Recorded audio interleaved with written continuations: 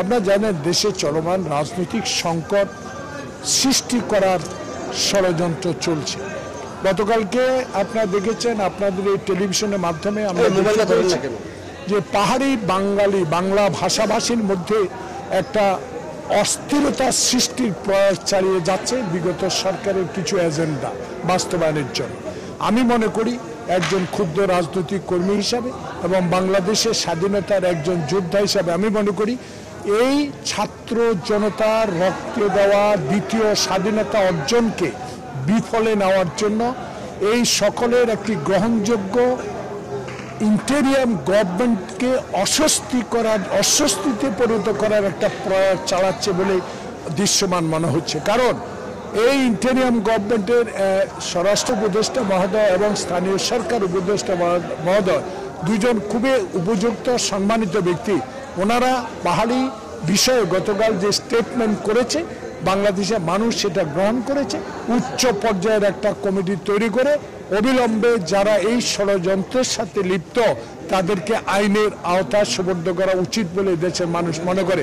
একটা জিনিস আপনাদের মাধ্যমে জনগণকে আমরা জানাতে চাই, আমাদের নেতা তারেক রহমান বলে দিয়েছে বাংলাদেশে আরএফএল ওয়ারড্রপ, প্রিয় সব পোশাক যত্নে থাকবে আরএফএল ওয়ারড্রপে। বৈষম্য বিরোধী ছাত্র জনতার যে আন্দোলনে আমরা যে স্বাধীনতা পেয়েছি এই স্বাধীনতাকে অক্ষুণ্ণ রাখতে হবে।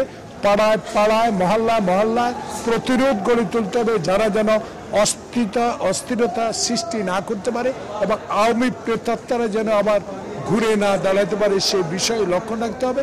এবং একটা বিষয় উনি বলেছে, আমরা এই সরকারের কাছে দাবি করি অনতি বিলম্বে সরকারের নির্বাচনে একটা ম্যাপও এই জঞ্জাল দুরূপিত করার সাথে সাথে একটা ম্যাপও পরিষ্কার করা উচিত, তাতে জনগণের মধ্যে আস্থা আসবে।